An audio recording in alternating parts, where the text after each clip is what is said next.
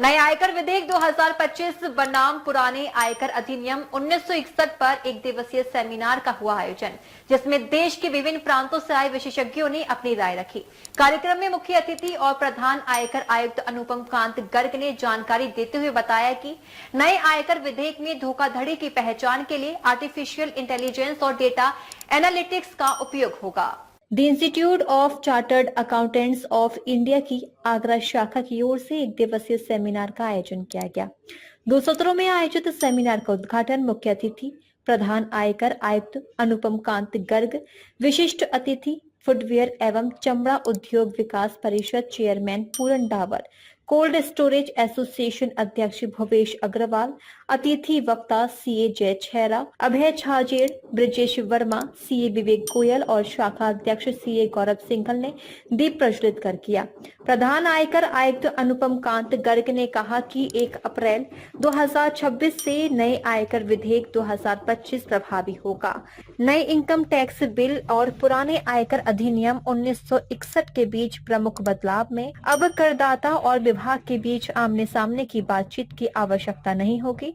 उन्होंने कहा कि ऐसे कार्यक्रम बेहद लाभप्रद हैं। लोगों को जानकारी मिले और ऐसे प्रोग्राम आगे करते रहेंगे, क्योंकि ये एक बहुत बड़ा चेंज है और इस चेंज की जानकारी सभी लोगों को होना बहुत जरूरी है, जिससे कि वो टैक्स के लॉ के पूरी तरह कंप्लाई कर सकें। भोपाल से आए वक्ता सीए अभय छाजेड़ ने बताया कि नॉन कॉर्पोरेट व्यापारियों को भी अब कॉर्पोरेट व्यापारियों की भांति अपने लाभ हानि खाता और वित्तीय विवरण देना होगा। 8 सालों तक अपने खातों को संभाल कर रखना अनिवार्य है। सूरत से आए वक्ता सीए जय छेरा ने बताया कि सीए की भूमिका बहुत अहम होती है।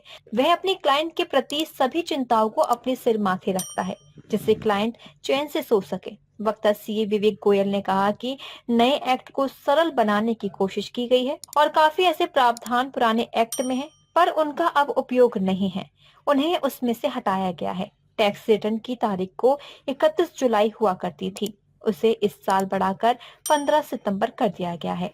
आज बड़ा ही गर्व का मौका है कि आज हम एक दिवसीय एक सेमिनार का आयोजन कर रहे हैं, जिसमें हमने मुख्य रूप से अतिथि में श्री अनुपम कांत गर्ग जी को principal commissioner of income tax को आमंत्रित किया हुआ है। साथ ही श्री पूरन डावर जी, श्री भूपेश अग्रवाल जी भी इस कार्यक्रम में उपस्थित हैं।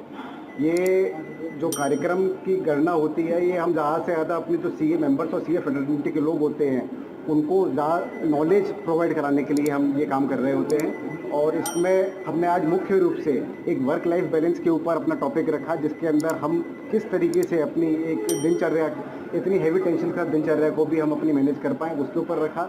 इसके साथ हमने जीएसटी का ट्रिब्यूनल जो फर्स्ट अपील का एक लेवल बनने वाला है, उसकी भी तैयारी के लिए आज हमने एक पहली पहल करी है। एक वन डे सेमिनार हुआ है, जिस सेमिनार में 4 पार्ट्स में डिवाइडेड था। पहला जो था हमारा वो कम्युनिकेशन स्किल्स पे था, दूसरा था कि सीए को किस तरीके से वर्किंग करनी चाहिए, तीसरा था जो जीएसटी पे आईटीएटी आने वाला है नया, जो 7 साल बाद आईटीएटी बन रहा है, उसके ऊपर था।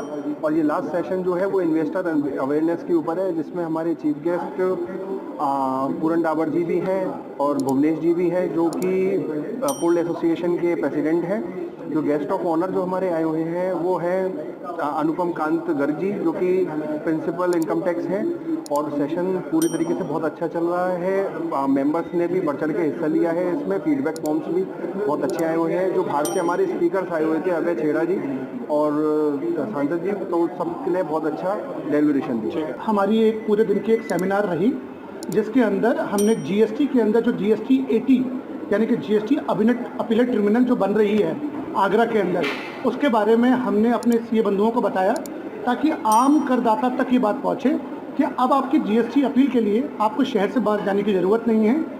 आपको आगरा में ही आप अपनी जीएसटी की अपील फाइल कर सकते हैं और उसका लाभ ले सकते हैं। साथ ही में हमने दूसरे जो हमारा भाग रहा, उसके अंदर इनकम टैक्स की पे एक सेमिनार हुई है, जिसका principal commissioner of income tax Aniruddha ji आए हैं और जो हमें इनकम टैक्स के बारे में बता रहे हैं कि डिपार्टमेंट की इनकम टैक्स में क्या उम्मीदें हैं करदाताओं से और चार्टर्ड अकाउंटेंट से।